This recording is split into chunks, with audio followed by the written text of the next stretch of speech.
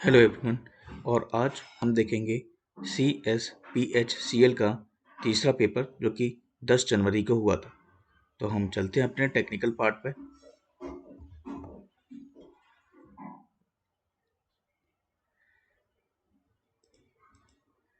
तो यह है आपका पहला क्वेश्चन जो कि हम शुरू के 2 शिफ्ट में भी ये सेम क्वेश्चन देख चुके हैं। एक 10 मिली एम्पियर का मीटर है with an internal resistance of 50 ohm is to be converted into a 400 milli ampere ammeter. Calculate shunt resistance required. तो आप लोग फॉर्मूला जानते ही होंगे, R S H equals to R M upon M minus one होता है।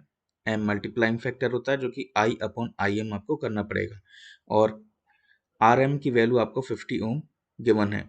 तो वहाँ से आप कैलकुलेट करके 1.28 ओम आंसर ला सकते हैं। अगर यहाँ पे सीरीज रेजिस्टेंस की बात करता हूँ तो सीरीज रेजिस्टेंस में R S C equals to R M into M minus one होता है। In the case of shunt R S H equals to R M upon M minus one.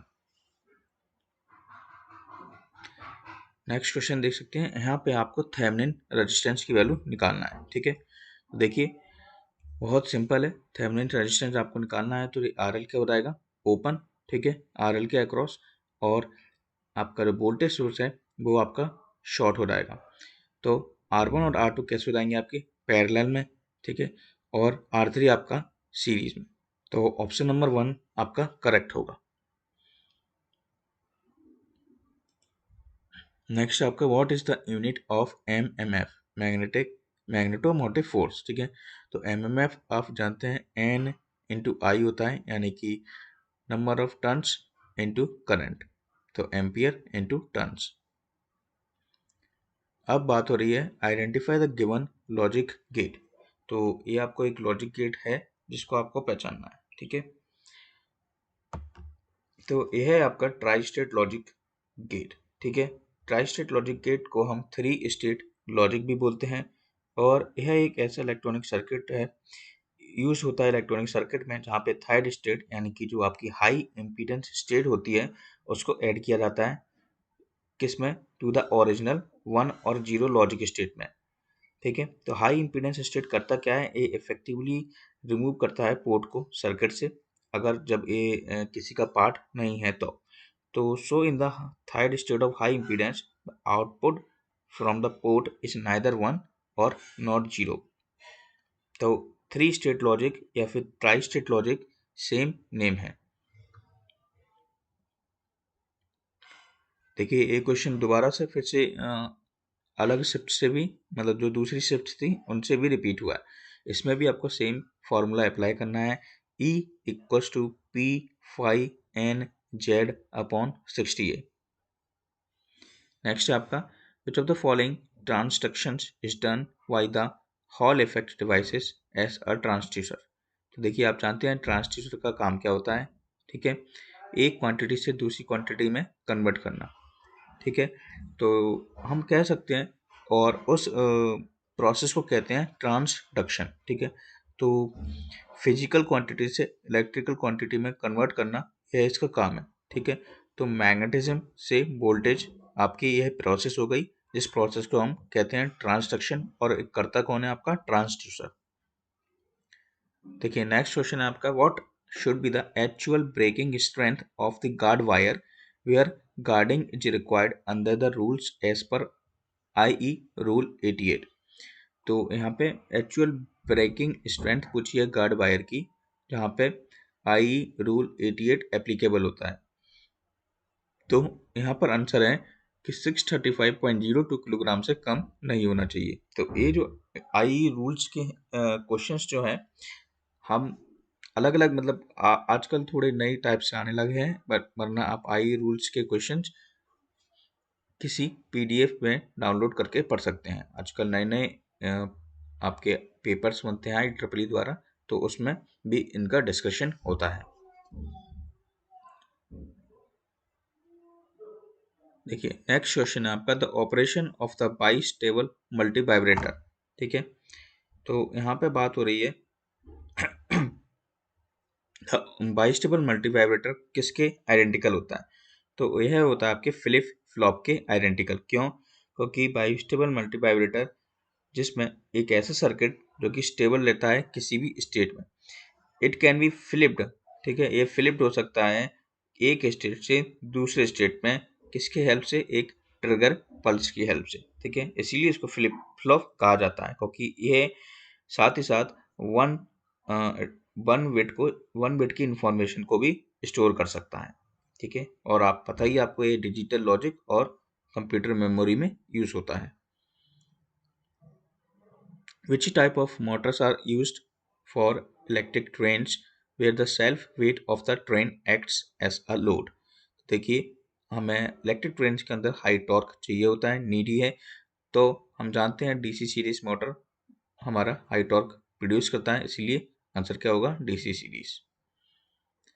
Next है आपका डोमेस्टिक वायरिंग जो होती है आपकी, what should be the smallest cross sectional area of aluminium conductor, ठीक है। जो एल्यूमिनियम कंडक्टर आपके डोमेस्टिक वायरिंग में यूज होता है उसका एरिया पूछा है, तो वो होता है आपका 1.5 mm²। देखिए यहाँ पे बात हो रही है statement is not true for about proprietorship enterprises, ठीक है। तो यहाँ पे आप एक आपका जो क्वेश्चन है ये बिजनेस से रिलेटेड है, तो इसको आप रीड कर सकते हैं।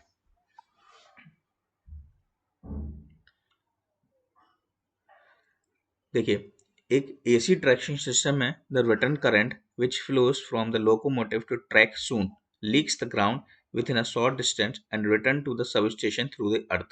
This ground current causes heavy interference with the communication line. How is it minimized? तो देखिए एसी ट्रैक्शन सिस्टम के अंदर जो रिटर्न करंट होता है जो कि फ्लो करता है लोकोमोटिव यानी कि ट्रेन से ट्रैक तक, उसमें कुछ लीकेज होता है कुछ शॉर्ट डिस्टेंस पे, वो जो लीकेज है वो वापस सब स्टेशन पे चले जाता है अर्थ के थ्रू, ठीक है। तो उस अर्थ के थ्रू जो जा रहा है करंट वो एक हैवी इंटरफेरेंस को प्रोड्यूस करता है कम्युनिकेशन लाइंस में, तो उसको मिनिमाइज कैसे करते हैं, वह मिनिमाइज होता है आपके बूस्टर ट्रांसफार्मर के थ्रू, ठीक है। ये आपका बूस्टर ट्रांसफार्मर है, ठीक है। आई होप आपको दिख रहा होगा सही से। तो booster transformers are use to eliminate the stray currents and the disturbances obliging the return current to flow to the return conductor.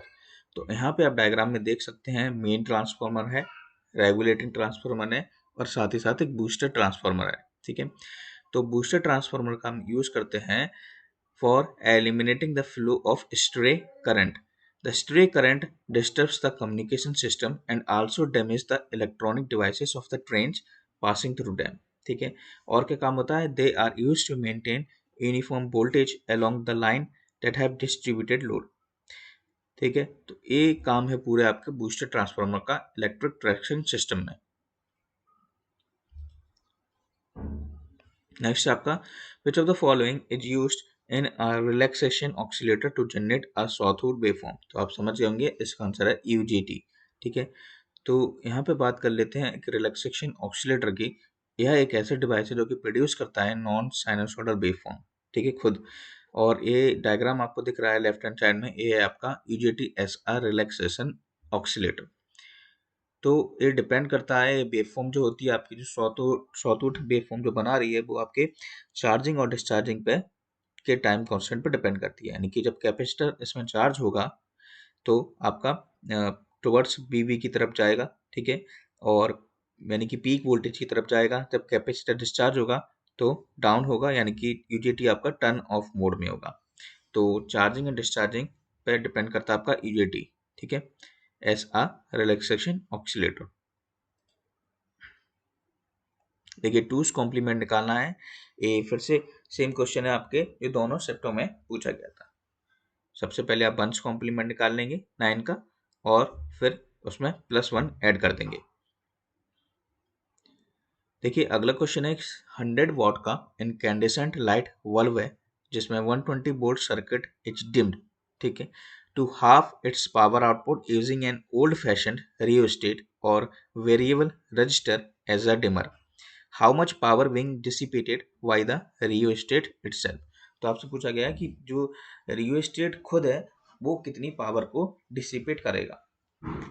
तो देखिए क्वेश्चन थोड़ा अलग है और यहाँ पे आपको ये कंडीशंस पढ़नी पड़ेंगी और उस प्रकार से आप आंसर को निकाल सकते हैं। सबसे पहले आप रेजिस्टेंस निकाल लेना जो आपको क्वेश्चन के अंदर गिवन है, वहाँ से 144 ओम निकाल लेंगे। ये सिंपल चीज़ है। लेकिन यहाँ पे देखिए एक इन्फॉर्मेशन दी है कि डिमर जो है आपका सीरीज में लगा हुआ है और पावर ड्रॉप हो रही है वहाँ पे हाफ। क्वेश्चन के अंदर लिखा है पावर आउटपुट इज हाफ, तो पावर 100 वाट से 50 वाट हो जाएगी। और इस सिचुएशन में हम जानते हैं, हमें ये पता नहीं है अच्छे से कि वोल्टेज ड्रॉप अक्रॉस लाइट कितना है। तो 120 वोल्ट जो है आपका वो लाइट का वोल्टेज प्लस डिमर वोल्टेज है, ठीक है। अब सब उसके उसके बाद हमें करंट निकालना होगा जो कि P = I² R से निकलेगा और I हमारा निकलेगा 0.59 एम्पियर। किस केस में? जब हमारा पावर 50 वाट है और जब 100 वाट था तो कितना करंट होना चाहिए था? 0.83। अब नेक्स्ट टोटल रेजिस्टेंस हमें निकालना है ओम्स लॉ के थ्रू, तो R = V/I निकाल लेंगे तो 204 ओम आ जाएगा। उसके बाद रियोस्टेट जो है आपका उसका रेजिस्टेंस है यानी कि आर डिम 204 माइनस 144 जो कि 60 ओम आ जाएगा। अब दोबारा से पावर डिसिपेट हम देखेंगे रियोस्टेट के अंदर जो कि 21 वॉट आपकी आएगी, ठीक है। बाद में आप टोटल कॉम्बिनेशन के रिजल्ट भी आप देख सकते हैं, शायद आपसे आगे के पेपरों में पूछा जा सके। नेक्स्ट है आपका which of the following statements is not true for an earth leakage circuit breaker. तो यहाँ बात हो रही है अर्थ लीकेज सर्किट ब्रेकर की और पहला ऑप्शन है अर्थ leakage circuit breaker operates very quickly when extremely high leakage current flows. तो यहाँ पे तो बचाना चाहिए, जबकि ये ऑप्शन क्या है आपका? ऑप्शन नंबर 1 गलत ऑप्शन है। नेक्स्ट देखिए आपको जो सोर्सेस दिए हैं लाइट के और आपको अरेंज करना है ब्राइटनेस के साथ, जो कि कैंडल पर स्क्वायर इंच में असेंडिंग ऑर्डर में आपको इसका अरेंजमेंट करना है। तो फ्लोरोसेंट लैंप सरफेस की 40 वॉट, वैक्यूम लैंप फिलामेंट और clear gas fill lamp filament की होती है 500 वॉट। तो यहाँ पे इस प्रकार के क्वेश्चन हमने ऑलरेडी आपके स्पेशल सीरीज के प्ले लिस्ट में आप जा सकते हैं, वहाँ पे एक वीडियो मिल जाएगा। अभी और भी वीडियोस वहाँ पे अपलोड हो रहे हैं स्पेशल सीरीज करके, जहाँ पे मिनी मैराथन टाइप वीडियो आपको देखने को मिलेंगे और यूटिलाइजेशन ऑफ इलेक्ट्रिकल एनर्जी का पूरा वीडियो वहाँ पे अपलोडेड है। देखिए find the precision of an instrument that measures a known voltage of 100 volt and 5 readings are taken. तो यहाँ पे डिफरेंस रीडिंग्स आपको दी गई हैं और नोन वोल्टेज है 100 वोल्ट। तो देखिए इसको कैसे सॉल्व करते हैं। प्रेसिजन होता है आपका 1 minus reading minus action bar upon action bar. Action bar आपका जो टोटल आप जो आपको रीडिंग्स दी हैं, ठीक है, उसका टोटल सम है। तो उसको एक्शन बार कैसे निकालेंगे? आपको मीन की तरह निकालना पड़ेगा, ठीक है। मीन जैसे निकाल लेंगे टोटल अपॉन 5 तो आपका एक्शन बार आ जाएगा। फिर आप उस एक्शन बार को प्रेसिजन में रख देंगे तो आपका आंसर लगभग 0.96 के लगभग आएगा सॉल्व करने पे, जो कि 1% के इक्वल होगा। देखिए नेक्स्ट क्वेश्चन में बात हो रही है which of the following statement related to star delta connection is not true. कौन सा सही नहीं है? तो star connected alternator will require a greater number of turns than a delta connected alternator for the same line voltage। तो यहाँ पे आप वेरियस स्टार डेल्टा कनेक्शन के डिफरेंसेस पढ़ सकते हैं गूगल पे सर्च करके, क्योंकि काफ़ी बार आपसे क्वेश्चन पूछ लिए जाते हैं कि B L B P H किस में होता है, I L I P H के बराबर किस में होता है, ठीक है। B P H equal to B L upon root three किस में होता है, I P H equal to I L upon root three किस में होता है। स्टार कनेक्शन में रेटिंग्स मतलब किस साइड हम मोस्टली यूज़ करते हैं, डेल्टा कनेक्शन किस साइड हम मोस्टली यूज़ करते हैं। तो इस प्रकार के डिफरेंसेस आपको नीडी हैं। नेक्स्ट क्वेश्चन है कि what should be the insulation resistance if there are 20 wiring points. तो देखिए यहाँ पे एक फॉर्मूला होता है जो कि है इंसुलेशन रेजिस्टेंस। यहाँ पे आप देख सकते हैं this is the formula. Insulation resistance जो कि 50 mega ohm upon number of points plus outlets होता है, ठीक है। तो देखिए 50 mega ohm upon number of points का मतलब ये है कि कितना लोड आपका है, यानी कि 20 वायरिंग पॉइंट्स यानी कि 20 वायर आपके लगे हुए हैं। तो 50/20 जब आप करेंगे तो कितना आएगा? 2.5। तो it should not be less than 2.5 mega ohm आपका क्या हो जाएगा आंसर। अगला क्वेश्चन है कि what is the purpose of the delay circuit in the cathode ray oscilloscope. तो देखिए आपका जो डिले सर्किट होता है और सीआरओ में उसका क्या यूज है। तो it delays for some time in the vertical sections. ठीक है, तो ये काम किसका होता है आपका डिले सर्किट का। नेक्स्ट क्वेश्चन है what will be performed by the logic instruction ORA by the 8085 micro processor. अब हम माइक्रो प्रोसेसर का वीडियो भी लेके आएंगे जिसमें डिफरेंट डिफरेंट एग्जाम्स के क्वेश्चन आपको वहाँ पे इंक्लूड रहेंगे। तो इस क्वेश्चन में बात हो रही है ORA।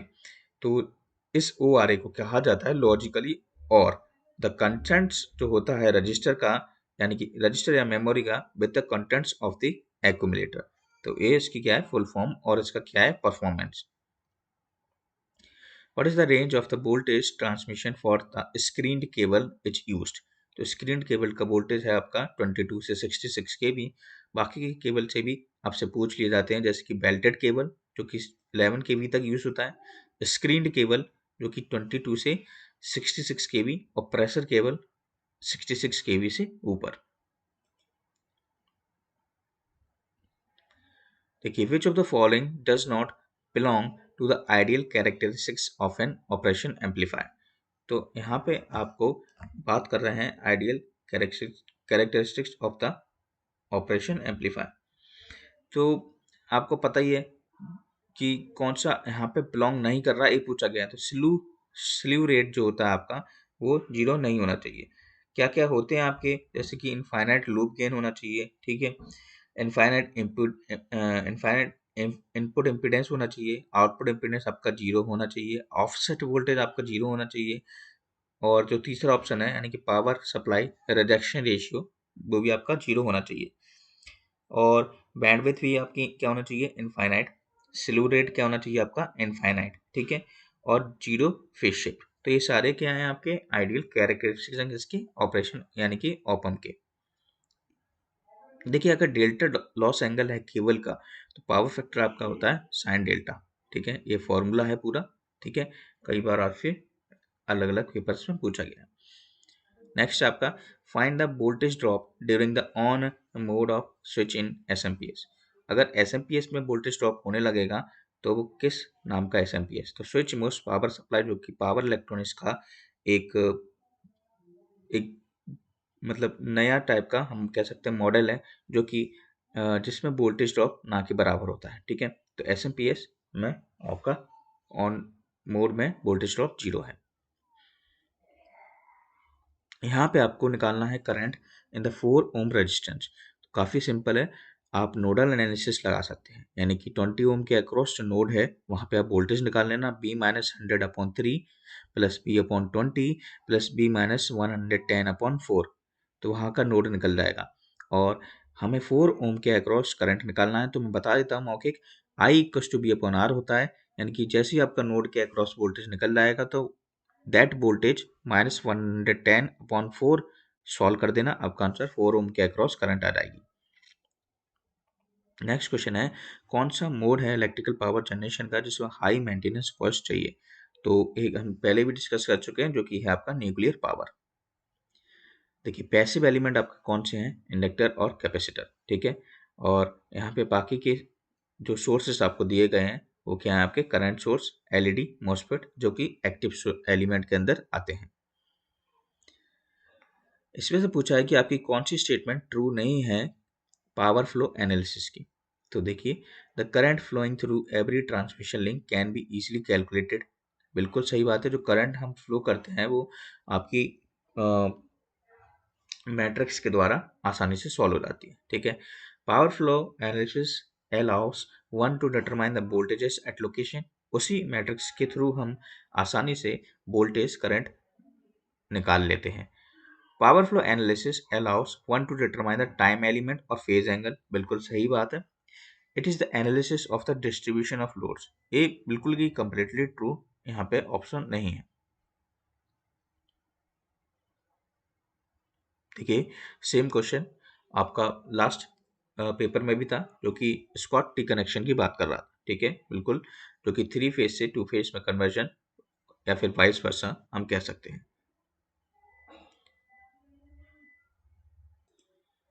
तो इस क्वेश्चन के अंदर आप ग्रे कोड निकाल लेंगे कैसे।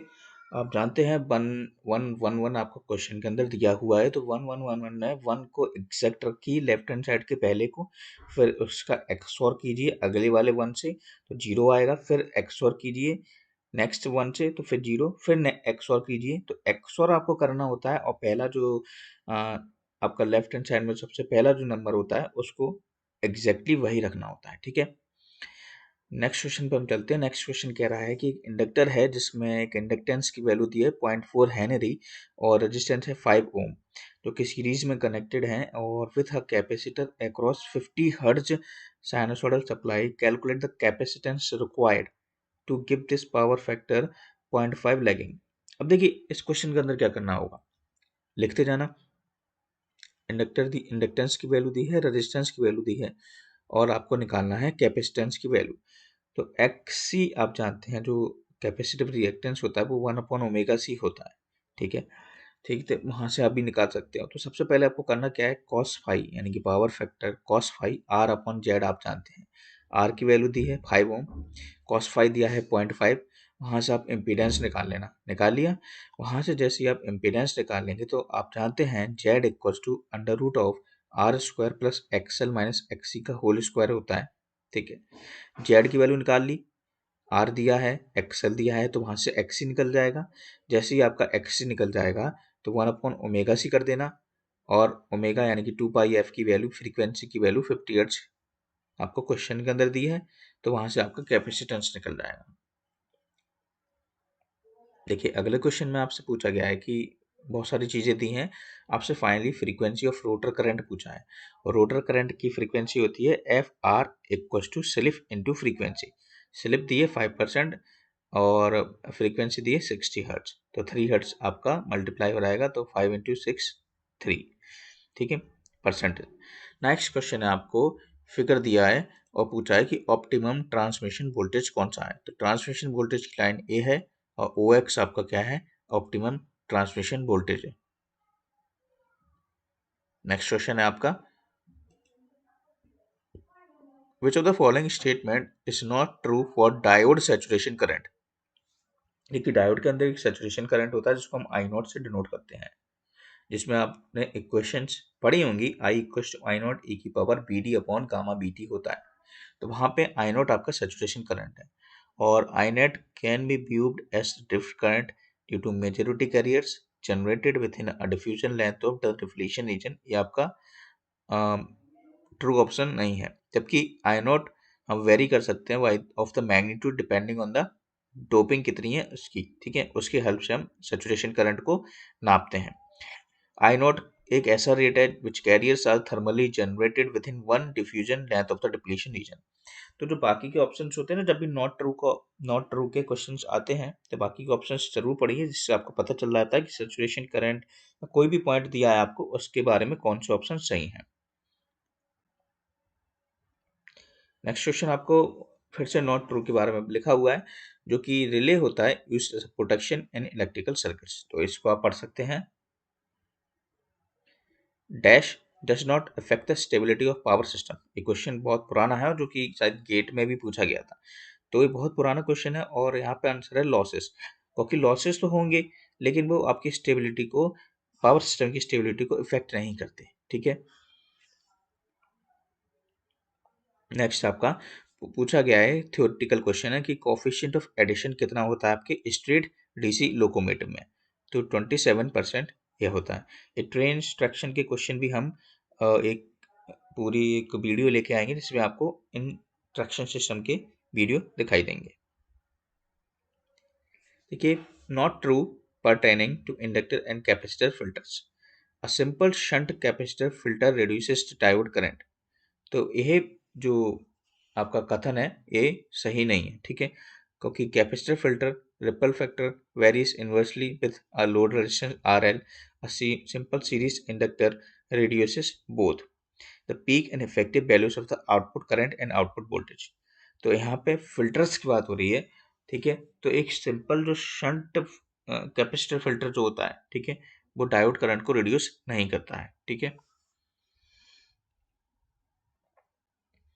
Identify the principle of operation of a DC generator. ये सभी लोग जानते होंगे, Faraday's law of electromagnetic induction.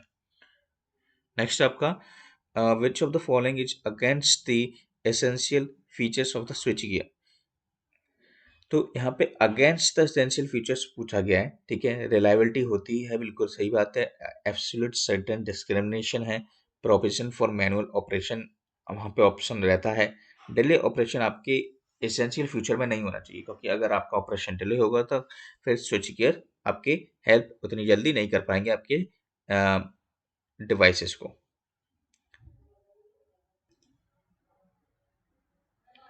The next question, a copper wire has a resistance of 50 ohm at 30 degrees Celsius. What is the resistance at 60 degrees Celsius if the temperature coefficient of copper is 0.005 at 30 degrees Celsius? तो देखिए इस question के अंदर आप formulas अच्छे से जानते होंगे रजिस्टिविटी कोफिशिएंट के। तो यहाँ पे आपको alpha equals to R T minus R T not upon R T not bracket में T minus T not apply करना है। अब देखिए अल्फा की वैल्यू 0.005 गिवन है, तो अल्फा की जगह रख देंगे। फिर आर टी आपको निकालना है, ठीक है, क्योंकि पूछा गया है। Are T minus R T not की वैल्यू दी है 50 ओम अपॉन आर टी नॉट यानी कि 50 ओम, टी माइनस टी नॉट कितना होगा 60 degree minus 30 degree Celsius. Solve करने पे आपका आंसर आ जाएगा। Which of the following is most widely used AC bridge for the measurement of unknown capacitor dielectric losses or power factor? हम कई बार discuss कर चुके हैं इस क्वेश्चन को। Schering bridge is the answer. Maxwell is for inductance. तो locate the capacitor used in the power system for var compensation. var compensation के लिए कैपेसिटर को हम पावर सिस्टम में लोड के अक्रॉस कनेक्ट करते हैं। अब एलवीडीटी के बारे में लिखा है, और एलवीडीटी के बारे में कल का पेपर जिसने देखा होगा उसको वहां पे सारी चीजें पता हो गई होंगी। कौन सी चीज सही नहीं है यहाँ पे लिखी हुई है, ऑप्शन नंबर सी। देखिए डायमेंशन आपके पूछी गई है कॉपर प्लेट की, फॉर प्लेट अर्थिंग के लिए, तो आपको यह याद रखने वाली चीजें और इसको याद रखना पड़ेगा आपको। नेक्स्ट क्वेश्चन है आपको एनर्जी स्टोर पूछा गया है। पहले तो देखिए कैपेसिटर पैरेलल में कनेक्टेड है, तीनों को सॉल्व कर लेंगे, और फिर energy store 1/2 C V square formula होता है, उसमें आप सारी वैल्यू को पुट कर देना। अब क्वेश्चन है कि some special features are incorporated in an electrodynamometer wattmeter to make it a low power factor type wattmeter. Identify which of the following is not one of the features. तो उनमें से कौन सा फीचर नहीं होता आपका इलेक्ट्रोडायनामोमीटर वॉटमीटर में। तो प्रेशर कॉइल इंडक्टेंस होती है, प्रेशर कॉइल करंट होता है, small control torque is there, but compensation for current coil voltage is not a one of the features. तो देखिए अब कुछ जो क्वेश्चन है वो थ्योरेटिकल क्वेश्चन है, और explanation most of the things नहीं है यहाँ पे, ठीक है। तो जैसे कि क्वेश्चंस देख सकते हैं आप, मोस्टली क्वेश्चन पूछा कि कौन सी कैरेक्टरिस्टिक्स नहीं है। तो यहाँ पे मैं इसके आंसर भी लेके चलता, ध्यान से सुनना, अगर मैं इसके आंसर भी लेके चलता तो कुछ पॉइंट्स में इनके दिखाता, ठीक है। लेकिन यहाँ पे नॉट के जो क्वेश्चंस हैं उन्हीं चारों ऑप्शन में आपके कुछ आंसर भी होते हैं, यानी कि 3 ऑप्शन तो आपके आंसर हैं, एक नहीं है। तो ये हमने अभी ऊपर बात करी थी डीसी एम्पलीफायर की, ऑपरेशन एम्पलीफायर की, उसी प्रकार का ये क्वेश्चन है, ठीक है। तो यहाँ पे भी विच of the following CMOS logical families integrated circuit is 4 with arithmetic logic unit. तो देखिए हम कोशिश कर रहे हैं, मतलब मैं कोशिश कर रहा हूँ कि डिजिटल इलेक्ट्रॉनिक्स से क्वेश्चन भी ला सकूँ। आप जैसे नीचे कमेंट में लिखते हैं, एक दो कमेंट में जिसके भी आते हैं कि जल्दी से वीडियो लाइए, तो एडिटिंग भी मुझे करना है, तो मोस्टली टाइम लगता है, ठीक है। एक एक पेपर में जैसे मैं अगला एक वीडियो लेके आ रहा हूँ पावर इलेक्ट्रॉनिक्स एंड डिवाइस की, और उसमें 2-3 दिन तो उसको क्वेश्चन बनाने में लगेंगे, ठीक है, ढूंढने में लगेंगे, कॉपी पेस्ट करने में लगेंगे, आंसर लगाने में लगेंगे, ठीक है। तो इस पेपर को मैं अपलोड कर दूंगा Telegram group SSC EE junction पे, वहां से आप इस पेपर को रीड कर सकते हैं। देखिए लास्ट क्वेश्चन में आप सेल टाइप और कोर टाइप ट्रांसफार्मर के डिफरेंस जरूर पढ़ लें, क्योंकि ये क्वेश्चन कई बार बन जाते हैं, ठीक है। नेक्स्ट क्वेश्चन है कि 132 kV की ट्रांसमिशन लाइन है, जिसमें आपको weight of the conductor given है, length of the span, ultimate strength, what is the height f of the ground at which the conductor should be supported considering safety factor as 2 and ground clearance as 10 meter. तो देखिए इस question को कैसे करते हैं। तो अब wait of the conductor आपको गिवन है, वर्किंग टेंशन वगैरह, वर्किंग टेंशन ठीक है, कैसे निकालते हैं। वर्किंग टेंशन का फॉर्मूला होता है ultimate strength upon safety factor. तो टेंशन निकल जाएगा, टेंशन निकल गया, सेक का फॉर्मूला होता है ओमेगा एल स्क्वायर अपॉन 80 या फिर W L square upon 80। W आपका है वेट, एल है आपकी लेंथ, टी है आपका टेंशन। 3.7 मीटर हो जाएगा। और क्वेश्चन में आपको 10 मीटर का ग्राउंड क्लियरेंस गिवन है, तो 10 मीटर प्लस 3.7 मीटर कितना हो जाएगा आपका 13.7 मीटर आंसर। अब हम चलते हैं नेक्स्ट क्वेश्चन पे। देखिए नेक्स्ट क्वेश्चन में आपसे टॉर्क के बारे में पूछा गया है और बहुत सारी कुछ चीजें आपको दी हैं। तो टॉर्क का फॉर्मूला होता है P phi Z I A upon 2 pi A. P क्या है आपका पोल, फाई है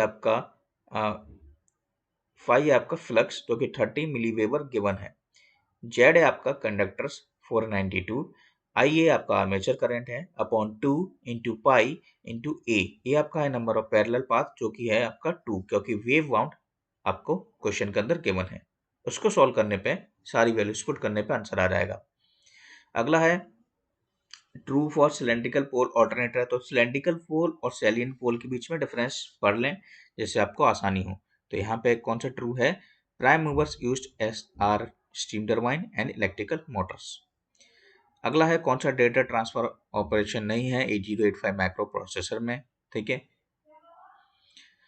अब कुछ क्वेश्चंस हैं जो कि आप इनको रीड कर लें तो ज़्यादा अच्छा है। यहाँ पे देखिए अगला क्वेश्चन है जैसे कि which of the following statement pertaining to network theorems is not true. Network theorem के बारे में कौन सी सही नहीं है। आप देखिए आपको पढ़ते ही पता चल रहा है कि non linear circuits to follow the law of superposition, तो linear circuits will follow the superposition theorem, ठीक है। एक क्वेश्चन हमने लास्ट में भी बताया था, हिस्टेरेसिस लॉसेस को कौन रिड्यूस करता है, तो silicon steel. Next, how is the current drawn by fluorescent lamp affected since the power factor of a fluorescent lamp circuit may be as low as 0.5 without capacitor। तो यहाँ पे read कर सकते हैं, करंट ड्रॉन की बात कर रहे हैं फ्लोरोसेंट लैम्प से, ठीक है। तो ये क्वेश्चन आपका यूटिलाइजेशन ऑफ इलेक्ट्रिकल एनर्जी से ही रिलेटेड है और आंसर है आपका option number B, current drawn from the mains में एक्चुअली बी ट्वाइस, ठीक है। जो मेन से करंट ड्रॉ होता है वो दुगना होता है, जो कि आपके as great as may appear possible from its wattage। Variable frequency converters कैसे क्लासिफाइड करते हैं, तो BFC यानी कि BFT टाइप ही होता है, जो कि आपके रेक्टिफायर और इन्वर्टर कैसे यूज हो रहे हैं उस पर डिपेंड करता है। नेक्स्ट आपका कौन सा सही नहीं है, आपके CMOS इन्वर्टर से रिलेटेड। तो CMOS inverters are commonly use to build sinusoidal wave oscillators for generating clock signals, यह आपका सही नहीं है। बाकी के ऑप्शंस आप पढ़ सकते हैं जो कि सही हैं, जैसे कि clock generators offer wide frequency range, clock generators offers good stability, ठीक है। 3 से 15 वोल्ट का वोल्टेज रिक्वायरमेंट है इसका। तो ये ऑप्शंस जो बाकी के होते हैं इनको भी रीड करते जाएं जिससे आपको आसानी हो। फॉर्मूला है साइकिल इरेगुलेटरी, जो कि होता है maximum speed minus minimum speed upon mean speed. कौन सा सही नहीं है आपका सिंक्रोनस मोटर के बारे में। सिंक्रोनस मोटर आपकी सेल्फ स्टार्टिंग नहीं होती, ठीक है। तो यहाँ पे ऑप्शन आपको देखना है और बाकी के ऑप्शंस आपको पढ़ते जाना है कि कौन सा सिंक्रोनस मोटर्स के लिए सही है, ठीक है। जैसे कि यह पावर फैक्टर इंप्रूवमेंट के लिए होती है यूज, कांस्टेंट सप्लाई फ्रीक्वेंसी के लिए यूज होती है, कांस्टेंट स्पीड मोटर कहलाती है, ठीक है। अगला क्वेश्चन है पीएमएमसी इंस्ट्रूमेंट के बारे में। पीएमएमसी इंस्ट्रूमेंट के बारे में कौन सा सही है, ठीक है। यहाँ पे सही है पूछा है तो क्वेश्चंस को अच्छे से पढ़ना है। There are no hysteresis losses in PMMC instrument, ठीक है। What is the use of special type of megger. तो मैगर आप जानते हैं, मैगर का यूज क्या करते हैं, इंसुलेशन रेजिस्टेंस या अर्थ रेजिस्टेंस को फाइंड करने के लिए। अगला क्वेश्चन आपके क्रिटिकल फील्ड रेजिस्टेंस के बारे में है। और क्रिटिकल फील्ड रेजिस्टेंस जो भी होता है, जब भी बात होती है इसकी, तो ये आपका क्रिटिकल फील्ड रेजिस्टेंस का मतलब होता है हाईएस्ट रेजिस्टेंस है, ये हाई वैल्यू ऑफ रेजिस्टेंस है of the shunt field current जो कि with which a DC generator can build up it's voltage. मतलब इस रेजिस्टेंस की वैल्यू पे हमारा जो डीसी जनरेटर होता है वो वोल्टेज को बिल्डअप करना चालू कर देता है। SF6 सर्किट ब्रेकर का हमने लास्ट पेपर में भी कुछ देखा था, तो वहां से भी आप पढ़ सकते हैं। वहां पे हमने प्रॉपर्टीज देखी थी SF6 सर्किट ब्रेकर की। ठीक है, what is the normal open circuit welding voltage for a transformer used in welding by AC power. तो 50 से 90 वोल्टेज आपका आंसर है। देखिए यहाँ पे स्पेशल प्रॉपर्टी एक म्यूटेम्प होती है जो कि when used as shunt on the brake magnet in the energy meter. तो इसका एक कुछ नया वे आया है म्यूट एमपी, तो इसको आप रीड कर लेना क्योंकि ये मेरे को देखना पड़ेगा ये म्यूट एमपी क्या होता है। देखिए यहाँ पे बोला गया है कि what is the drawing out period for a large 220 kV transformer होता है when it is turn by blowing in hot air through the transformer tank. तो 15 दिन में ये क्या हो जाता है, सूख जाता है। ठीक है, ये सिंबल आपसे पूछा गया है और ये सिंबल है आपका रीवायरेबल फ्यूज का। देखिए determine the pitch factor for the winding having 36 stator slots, 4 poles and coil span 1 to 8। देखिए यहाँ पे टोटल स्लॉट्स आपको गिवन है, नंबर ऑफ पोल्स गिवन है, कॉइल स्पैन 1 to 8 है। तो जब कॉइल स्पैन पूछता है यानी कि लेंथ के बारे में पूछ रहा है, 1 to 8 का मतलब होता है 8 minus 1, 1 to 7 का मतलब होता है 7 minus 1। तो इस प्रकार से कॉइल की लेंथ आप निकाल लेंगे, स्लॉट्स पर पोल निकाल लेंगे, नंबर ऑफ एम्प्टी स्लॉट्स निकाल लेंगे 9 minus 7 जो कि 2 है, अल्फा की वैल्यू निकाल लेना। ऑफ पिच फैक्टर होता है cos n अल्फा बाई 2, तो 40 डिग्री एन अल्फा बाई 2 यानी कि 40/2 cos 20 डिग्री आपका पिच फैक्टर या फिर कॉइल स्पैन फैक्टर आ जाएगा। अब अगला क्वेश्चन है रॉट आयरन जो होता है उसके बारे में कौन सा सही नहीं है, सही है वो भी ऑप्शन पढ़ना, जो सही नहीं है वह भी ऑप्शन पढ़ना। ठीक है, which of the following transistors can have near zero power dissipation and very low voltage and current requirements। तो वह होता है आपका सी मॉसफेट। ठीक है, सी मॉस के नाम से भी उसको जानते हैं हम। अब देखिए इस क्वेश्चन में पूछा है कि एक कौन सा टाइप का आपका कन्वर्टर है। ठीक है, तो देखिए आइसोलेशन भी बना हुआ है इधर और एक फुल ब्रिज आपको कन्वर्टर भी दिखाई दे रहा है। ठीक है, तो ये है आपका सिंगल फेज फुल कन्वर्टर। अगला क्वेश्चन के बारे में कि it is the maximum instantaneous voltage that the SCR can block in the forward direction. If it is exceeded, अगर वो बढ़ जाए तो SCR will conducted without a gate voltage, जिसको हम फॉरवर्ड वो फॉल्स ट्रिगरिंग भी बोलते हैं। कभी कभी क्या होता है कि बिना गेट वोल्टेज के भी SCR ट्रिगर कर जाता है, जिसको हम फॉल्स ट्रिगरिंग बोलते हैं। तो वह क्या कहलाता है, तो यहाँ पे ऑप्शन में दिया है peak repetitive forward blocking voltage. ठीक है, तो यह मैक्सिमम इंस्टेंटेनियस वोल्टेज है जिसमें that the SCR can block in the forward direction.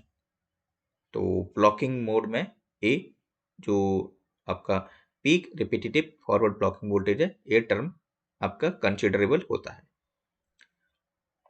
If 2 की power n is the number of input lines और 2 की power capital N number of input lines in the desired multiplexer।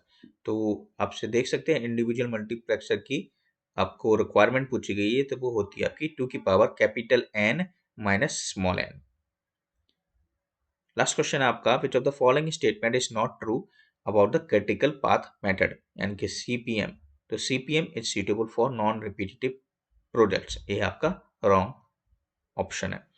तो यहाँ पे तीसरा paper खत्म कर दिया। ठीक है, बाकी के और भी वीडियोस हम लाते रहेंगे। हाँ, नॉट ट्रू वाले जो भी क्वेश्चन हैं पूरे पूरे रीड करें ऑप्शंस, जिससे आपको पता चले कि बाकी के ऑप्शंस कैसे पूछ जाते हैं। क्योंकि कई बार क्या होता है ना, नॉट ट्रू में जैसे नॉट ट्रू का मैं अच्छे से निकालता हूँ, जैसे रॉट आयरन के बारे में है तो आपसे अगली बार पूछा जा सकता है, मान लीजिए और चारों ऑप्शन गलत हों, तीनों ऑप्शन गलत हों और आपसे पूछ लिया जाए एक ऑप्शन में it can be easily bent with when cold, तो ये आपको राइट करके आना है अगर ट्रू लिखा हो। ठीक है, तो इस प्रकार के क्वेश्चन भी आपसे बनते हैं।